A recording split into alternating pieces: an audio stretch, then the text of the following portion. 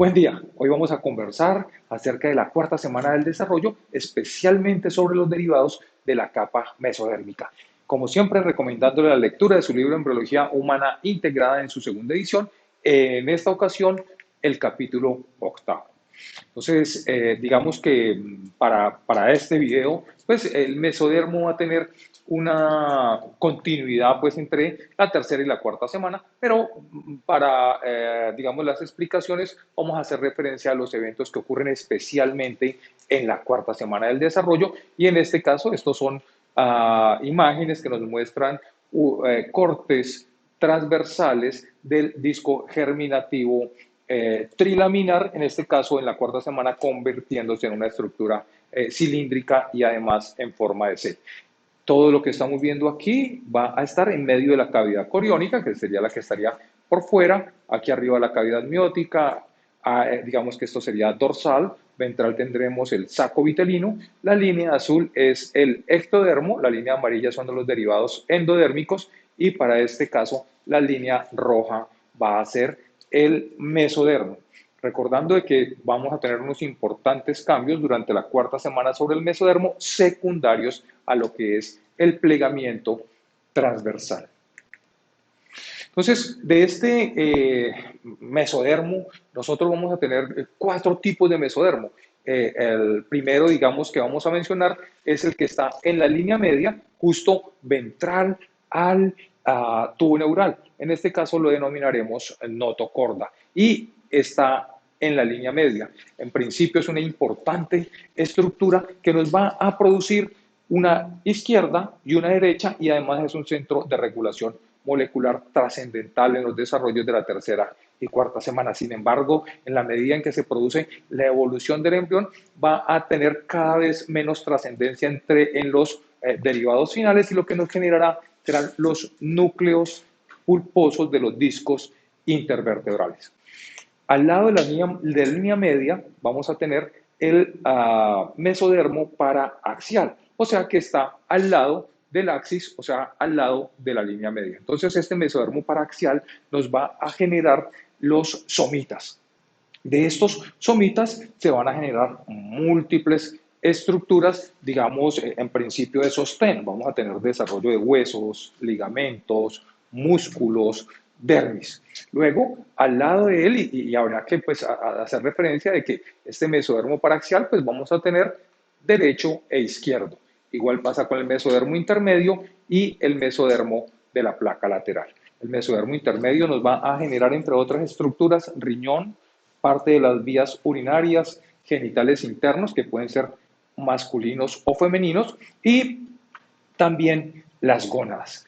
Y además de esto, pues vamos a tener el mesodermo de la placa lateral. Este mesodermo nos va a ayudar a conformar lo que va a ser las paredes del tracto, las paredes musculares del tracto gastrointestinal, respiratorio, en lo que va a ser el mesodermo esplácnico. Y a través del mesodermo de la capa lateral, el mesodermo somático, el cual nos va a ayudar a conformar parte de lo que van a ser las paredes torácica y abdominal, entre otras estructuras importantes. Entonces, el desarrollo del mesodermo en esta tercera, cuarta semana del desarrollo van a ser muy particulares porque nos va a mostrar cómo hay una regulación molecular para que se nos puedan presentar todas estas especificaciones de este tejido celular. Entonces, hay un reloj molecular en donde debe haber una expresión de moléculas, la cual debe ser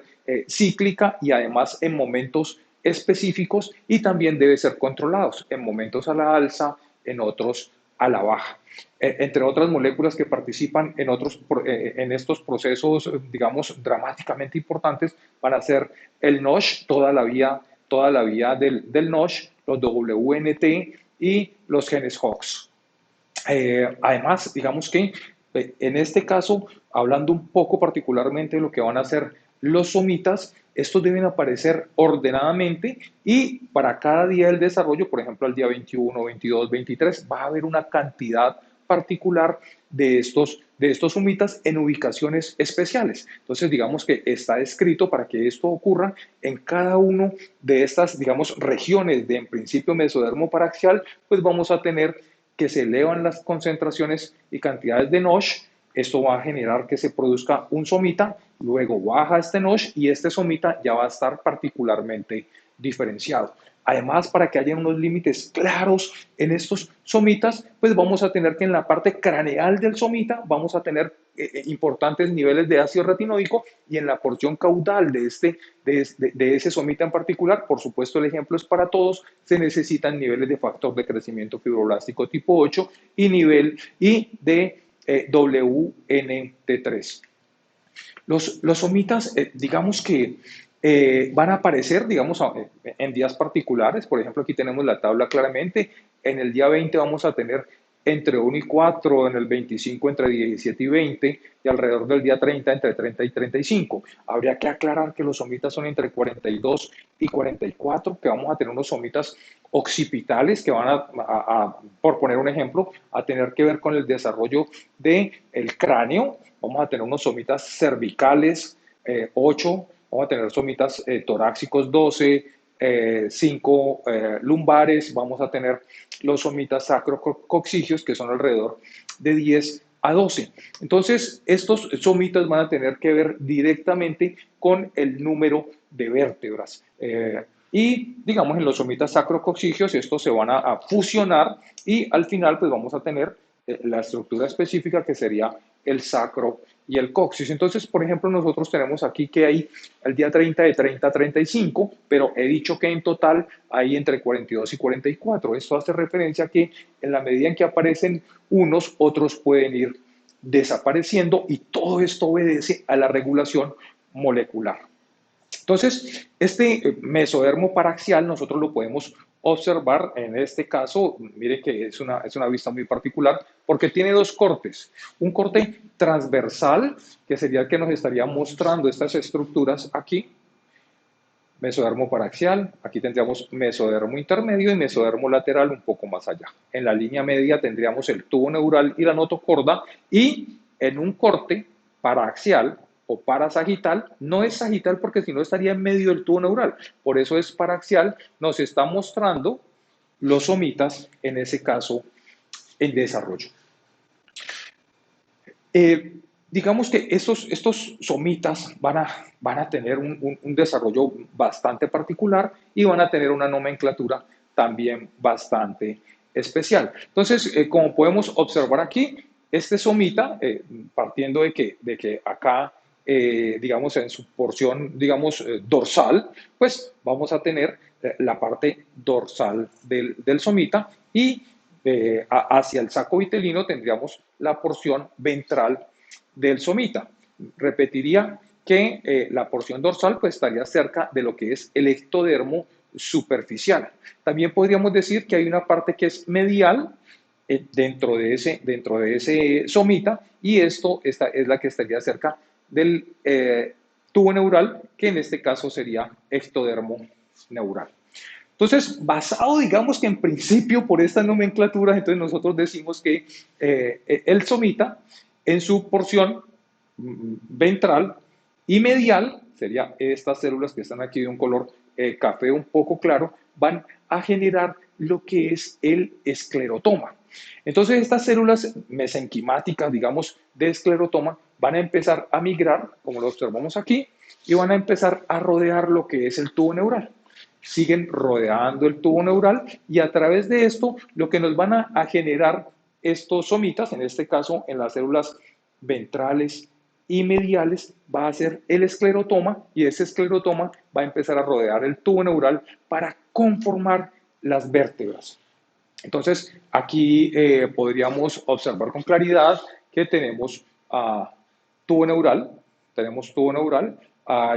ya podemos observar que están los esclerotomas y a su vez partiendo de que se generan una serie de divisiones que van a estar, digamos, una separación de células del esclerotoma en una porción caudal, en una porción craneal y que está marcado por la migración de las células de la cresta neural y a su vez de axones que vienen desde el tubo neural, van a llegar a inervar estructuras particulares, pero para el ejemplo del cual estamos hablando, pues nos van a separar esas células del esclerotoma. Entonces, un cuerpo vertebral, como pudiéramos ser el que estamos observando aquí, va a estar conformado por la porción craneal del somita de abajo, sería este, y por la porción caudal del somita de arriba. Así es que esos dos se fusionan para producirnos un cuerpo vertebral. Pero a su vez habría que aclarar que como tenemos del lado izquierdo y del lado derecho,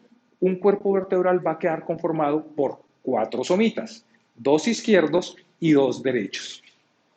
A su vez, cuando nosotros, digamos que tenemos un proceso anómalo en este desarrollo de los somitas, de su porción ventral y medial del esclerotoma y la conformación de estos cuerpos vertebrales, pues lo que podemos tener son fusiones de estos cuerpos vertebrales que se van a haber desarrollado mal, inclusive también de otras estructuras también óseas que están derivadas también de allí, de ese esclerotoma, que serían las costillas, y los pacientes tener cifoescoliosis severa en este caso en particular.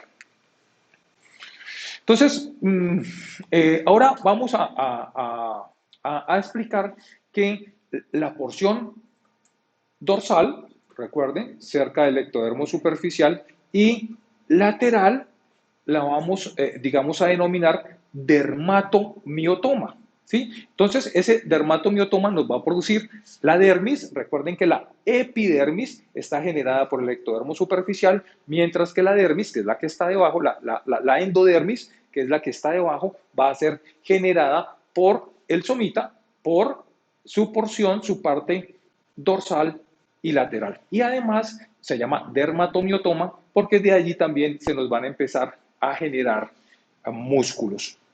Entonces, digamos que en ese contexto, además, este dermatomiotoma va a tener una parte que va a ser dorsal y medial, ¿cierto? Entonces, dorsal porque está, digamos, cerca acá al ectodermo superficial, pero digamos que está en la porción dorsal de este dermatomiotoma y medial.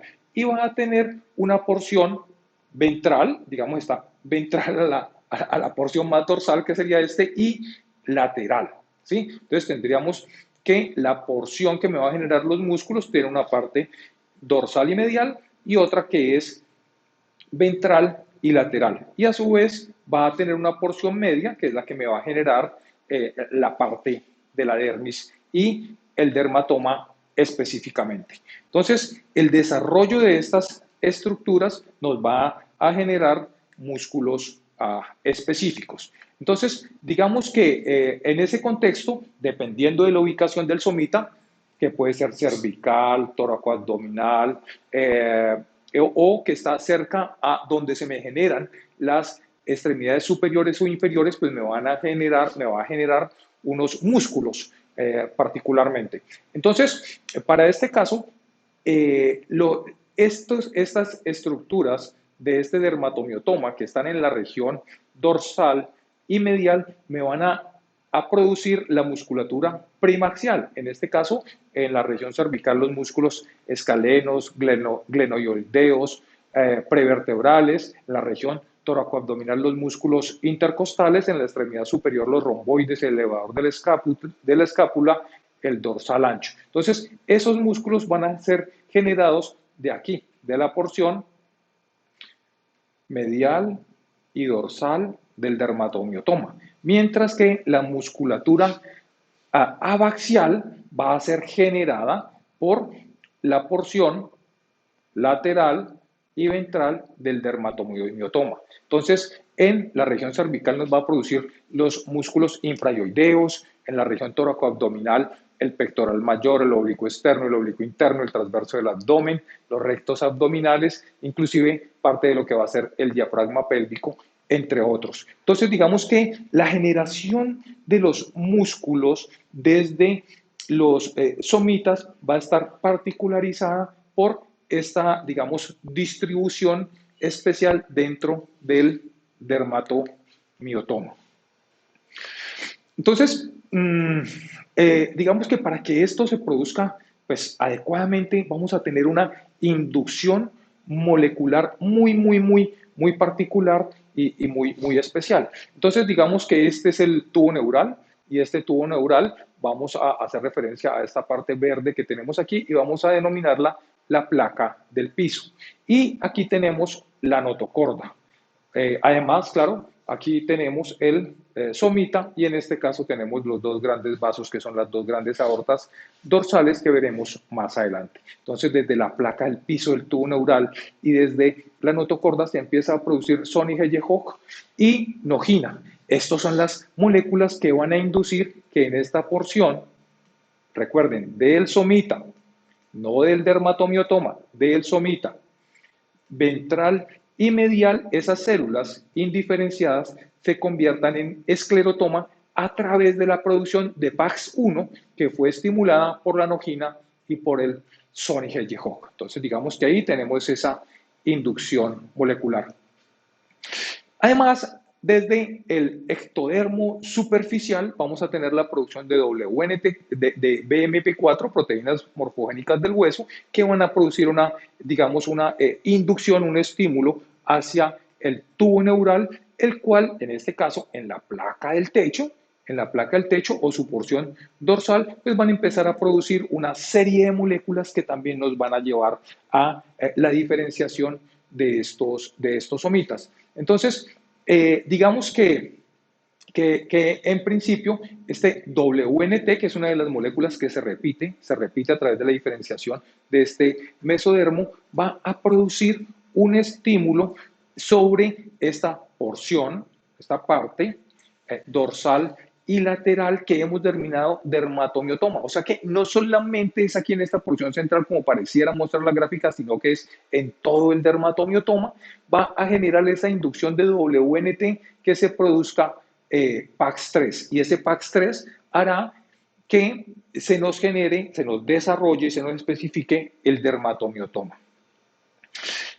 Además de esto, digamos que en esta particularidad, como lo estamos observando allí, desde el mesodermo de la placa lateral se empieza a producir factor de crecimiento fibroblástico, se empiezan a producir también proteína morfogénica del hueso tipo 4 y esto va a producir una influencia molecular sobre esta parte que es lateral y ventral del dermatomiotoma, que sumando a WNT que viene del ectodermo superficial, que estaría por allí, van a generar que esta parte nos empiece a producir el músculo MIOT, M-I-O-D, lo cual va a hacer que estas células, digamos, del dermatomiotoma se especifiquen para que de allí nos empiecen a generar músculos. Bueno, también tendríamos que decir que la influencia de este WNT sobre la porción medial y dorsal del dermatomiotoma va a generarnos que allí se nos empiece a producir la molécula, digamos, codificada por el gen MIF5 y este nos va a llevar a la diferenciación muscular de esas estructuras particulares. También desde esta placa del techo del tubo neural se nos va a producir la neurotrofina tipo 3, que es así, nos va a producir un efecto hacia esta parte del dermatoma, del dermatomiotoma. Ya desarrollamos las dos regiones que nos generan músculo, que sería miotoma, y ahora esta sería la molécula que me produce el desarrollo del dermatoma en este mesodermo paraxial derivado de los somitas y ese es el que me va a generar que se me produzca la dermis. Entonces, como hemos visto, digamos, en el desarrollo de estos somitas, pues miren que se nos han generado huesos, ¿cierto? A través del esclerotoma, se me han generado músculos desde el miotoma, se me ha generado dermis desde el dermatoma y a su vez nosotros hemos tenido que hay axones y que hay células de la cresta neural que han migrado específicamente a inervar estos músculos, esta dermis, epidermis, que vienen desde el tubo neural. Entonces, lo que digamos nosotros conocemos como los dermatomiotomas, ¿cierto? Los dermatomiotomas van a tener una particularidad, es que van a estar inervados por las regiones de la médula, de la médula de la médula espinal específicas para cada uno de estas estructuras que se produjeron desde el somita y migraron a lugares específicos del desarrollo, como lo podemos estar observando aquí en los gráficos. Entonces, por eso es que eso nos muestra una clara correlación entre la inervación y las regiones de sensibilidad, por ejemplo, en la dermis, y a su vez de los axones motores específicos en los diferentes músculos, entre otras estructuras. Entonces, claro, allí podremos ver una clara correlación embriológica y anatómica. Bueno, entonces lo que nos sigue ahora es el mesodermo intermedio, como siempre recordándoles que estamos en la cuarta semana del desarrollo y esa cuarta semana del desarrollo nos está produciendo los plegamientos craneal, caudal y transversal, y que para este caso el mesodermo intermedio va a ser el que está en medio del mesodermo paraxial y del mesodermo lateral. Entonces, aquí en una vista de un embrión, digamos, convirtiéndose ya en una estructura cilíndrica, acá tendríamos el polo craneal, aquí tendríamos el caudal, pues ese mesodermo intermedio es un cordón es un cordón que va de craneal a caudal, digamos que inclusive estaría, digamos, debajo de las estructuras, estaría caudal las estructuras que van a desarrollar la cabeza, pero que está desde el tórax hasta la cola del embrión. Entonces, digamos que ese cordón, digamos, de mesodermo intermedio va a lo largo de todo el embrión, y también recordando que hay izquierdo y que hay derecho. Ese mesodermo intermedio nosotros lo vamos a dividir en pronéfros, mesonefros y metanefros. De allí nosotros vamos a tener que el pronéfros y el mesonefros involucionan, y quien va a generar el riñón específicamente va a ser el metanefros, la porción más caudal de este mesodermo intermedio. A su vez tendremos que todo ese mesodermo intermedio está atravesado por los conductos mesonéfrico y paramesonéfrico. Y digamos que en principio de ese conducto mesonéfrico, pues se va a generar en principio, bueno, de ese conducto mesonéfrico va a recibir algo de orina que se pudiera producir del mesonefros, que rápidamente va a desaparecer, pero de ese conducto mesonéfrico se me genera la yema ureteral, de la cual se va a producir el uréter. Además, en los hombres, parte de lo que son las vías espermáticas. En las mujeres ese conducto mesonéfrico desaparece, solamente deja pues generando su yema ureteral, y el conducto paramesonéfrico que está al lado es el que me va a generar parte de lo que son los genitales internos, las trompas de falopio, el útero, el primer tercio de vagina, entre otros. Entonces, mesodermo intermedio, hasta allí llevamos el riñón, el uréter, en hombres vías espermáticas, del conducto mesonéfrico, del conducto paramesonéfrico, los genitales internos femeninos. Además de esto, de este mesodermo intermedio, vamos a generar la gónada, la cual, pues si hay información XX, va a generar el ovario, y si es XY, pues va a generar los testículos. Mesodermo intermedio. El mesodermo de la placa lateral es muy especial.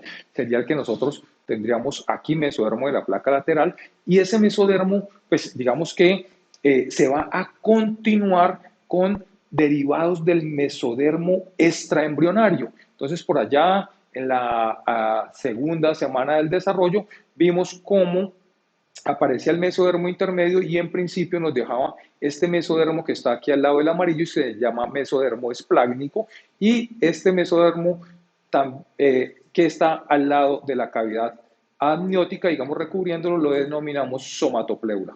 Entonces, este mesodermo es plácnico o es placnopleura y este mesodermo somático o somatopleura. Entonces, digamos que ahora este mesodermo, que es derivado del mesodermo intraembrionario, se va a continuar como mesodermo lateral y va a reemplazar estos derivados del mesodermo extraembrionario hacia la cavidad amniótica, mesodermo somático, y hacia el saco vitelino, mesodermo esplácnico, recordando que todo lo que está afuera es la cavidad coriónica. Entonces nos vamos a concentrar allí en ese mesodermo ahora de la placa lateral, y también haremos referencia a que la cavidad que queda en medio de esas dos hojas de mesodermo de la placa lateral va a ser la cavidad intraembrionaria o el celoma intraembrionario en lo que es el plegamiento transversal.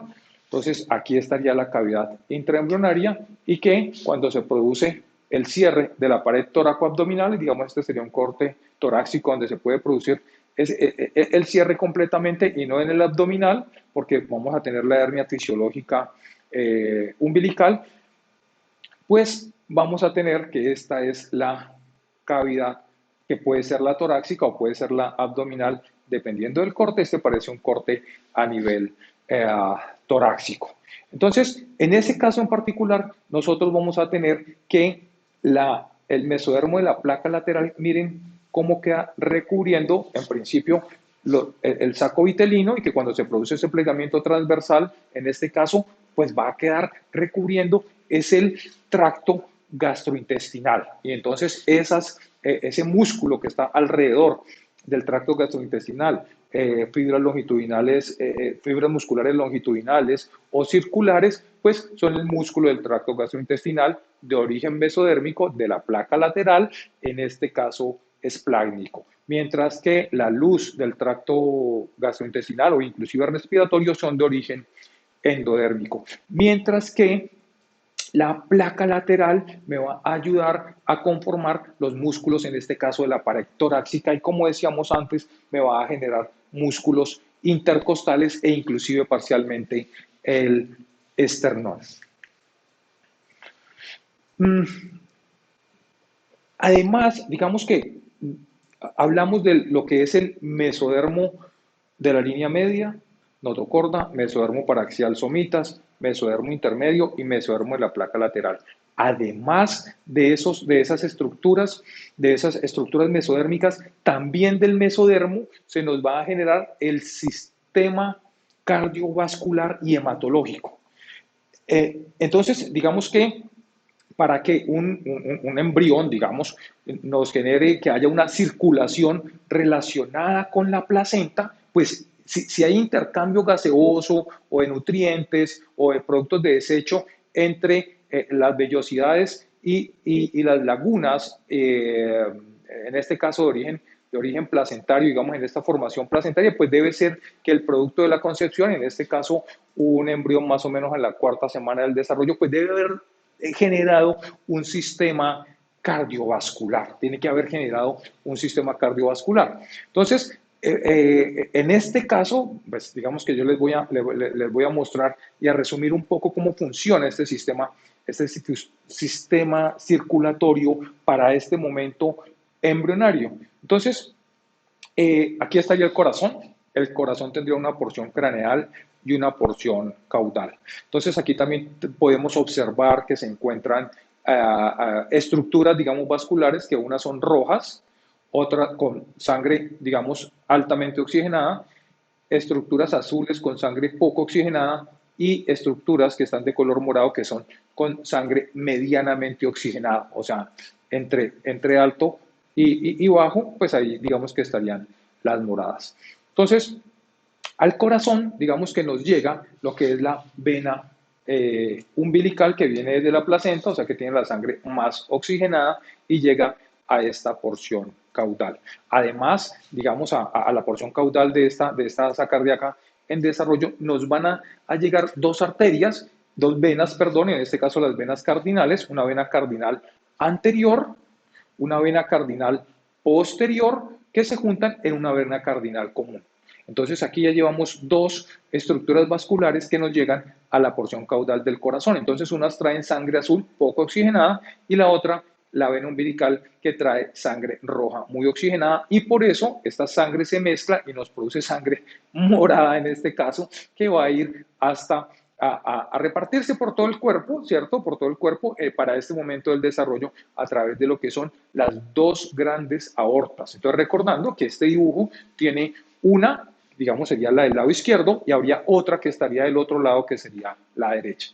De esta aorta dorsal vamos a tener la arteria vitelina y desde el saco vitelino se devuelve la vena vitelina hasta también la porción caudal de esta asa cardíaca. Entonces miren cómo a esta porción caudal de la asa cardíaca nos llegan la vena cardinal común, la vena umbilical y la vena vitelina. Dos nos traen sangre azul y una sangre roja, por eso la sangre que sale es morada. Y a su vez, desde la porción caudal de esas arterias, aortas dorsales, en principio dos, salen las arterias umbilicales que llevan sangre morada, en este caso de oxigenación media, hacia la placenta para regresarse hacia el embrión por la vena umbilical, en este caso con sangre oxigenada. Entonces, para que todo esto se produzca, tenemos que empezar, miren, por aquí se observan tres somitas, esos tres somitas estarán aproximadamente al día 20 de la gestación y nosotros podríamos decir que aquí tenemos una observación dorsal, o sea que si yo fuese el embrión me estarían viendo de espaldas, ¿sí? Y esto que está aquí en azul estaría representando el ectodermo superficial, lo que está en rojo, para este caso estaría representando el ectodermo neural y esta sería la placa neural. Entonces, y debajo de este ectodermo superficial, para este momento del desarrollo, tendríamos saco vitelino. Todavía no había mesodermo entre el ectodermo y el endodermo, todavía no habría mesodermo específicamente en esos lugares. Entonces, estos espacios celónmicos que me van a generar el canal pericardio peritoneal son estructuras que se forman entre el ectodermo superficial y el endodermo que me está generando el saco vitelino. Como habíamos hablado en otro momento, craneal a la placa neural, que es donde vamos a generar las vesículas encefálicas, se genera el espacio angiógeno. Entonces, cardiógeno, perdón, mejor cardiógeno. Entonces, esos espacios, digamos, ese tejido cardiógeno, que es de donde se me va a generar en principio el corazón, se va a conectar con estos canales pericardio peritoneales. Entonces, bueno, pericardio porque acá arriba está el corazón, ¿cierto? Va a generar el corazón, y obviamente también el pericardio, pero digamos que peritoneal es porque luego en ese lugar el mesodermo de la placa lateral me va a generar un espacio que va a ser la cavidad celómica o cavidad embrionaria, en este caso la cavidad abdominal, y que allí se me va a generar la cavidad peritoneal. Entonces digamos que hay una conexión entre el sistema cardiovascular, en este caso el área angiógena cardíaca, con la cavidad abdominal a través de este canal pericardio peritoneal. Miren, aquí ya digamos en tres dimensiones. Este es un tubo neural en proceso de cierre. Aquí tendríamos el tubo neural en proceso de cierre. Aquí tendríamos las dos grandes aortas dorsales. Aquí estaría la notocorda, mesodermo paraxial somitas, mesodermo intermedio, mesodermo lateral, aquí. Y miren cómo el área angiógena cardíaca estaría acá. Aquí tendríamos las dos grandes aortas dorsales en desarrollo que estarían al lado de la línea media, aquí notocorda, aquí el tubo neural, y justo aquí debajo de este mesodermo de la placa lateral y específicamente encima de este endodermo estarían estos canales, este canal pericardio peritoneal, ¿sí? Aquí lo estaríamos viendo. Para este momento del desarrollo ya tendríamos el mesodermo y a su vez, miren cómo se comunica aquí con lo que va a ser este espacio que es la cavidad intraembrionaria o el celoma intraembrionario. Entonces allí aparecerían esa comunicación con esos canales, con ese canal pericardio peritoneal. Digamos que de allí su nombre, pero claro, él también se continúa por esta otra vía y se genera allí para ese momento del desarrollo esa conformación bastante particular. Entonces, y allí también tendríamos lo que va a ser la comunicación en el futuro con lo que van a ser la arteria y la vena vitelina, porque miren que, claro, al ser este el saco vitelino, se nos van a generar ese sistema vascular sobre el saco vitelino.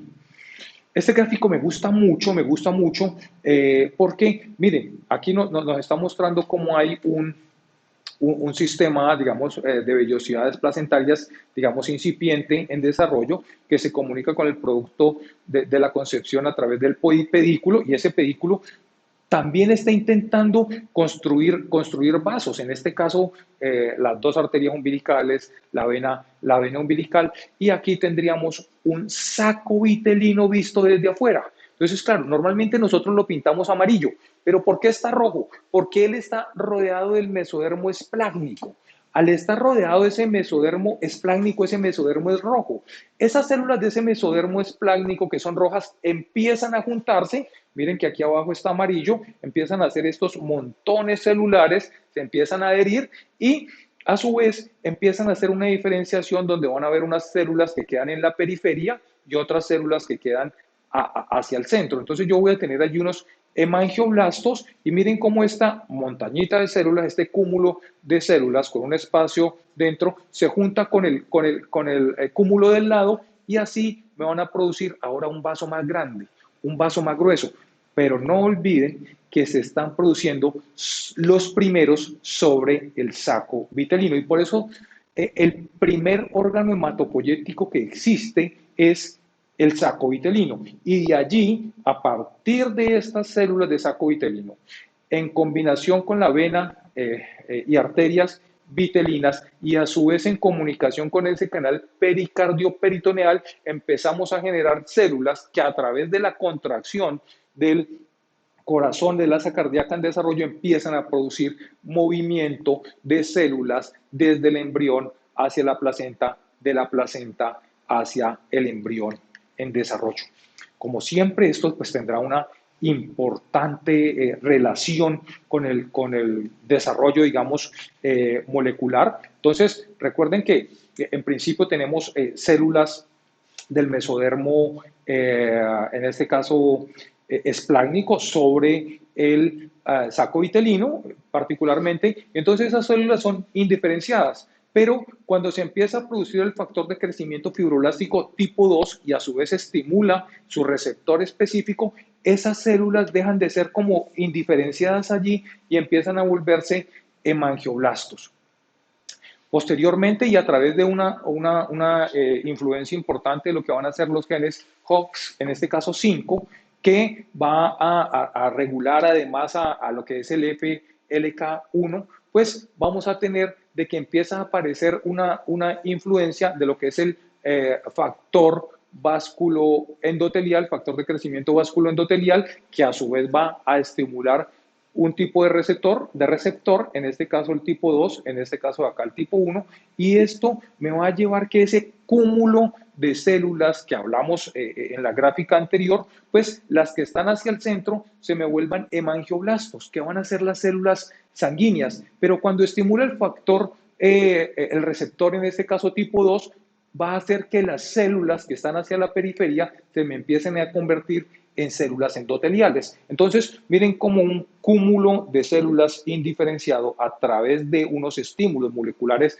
particulares empiezan a generar o células que están hacia el centro del cúmulo celular que me van a producir células hematológicas o me van a quedar en las paredes, en la periferia y me van a formar la pared del vaso, en este caso en particular las células endoteliales de las arterias. Entonces, si bien en principio uno pudiera creer que esto se hace, digamos, de una forma inespecífica, pues se necesita que estos se junten, ¿cierto? Para poder que vaya y venga, circulen células sanguíneas. Entonces, digamos que se producen especificidades moleculares para que un tipo de vaso sean de arterias, otros sean, digamos, con las características de la conformación de las venas y además de que se integren. Entonces, necesitamos que haya un factor de crecimiento vásculo endotelial y cuando, digamos, estimula receptores particularizados, me va a producir la integración entre ellos. Algunas de las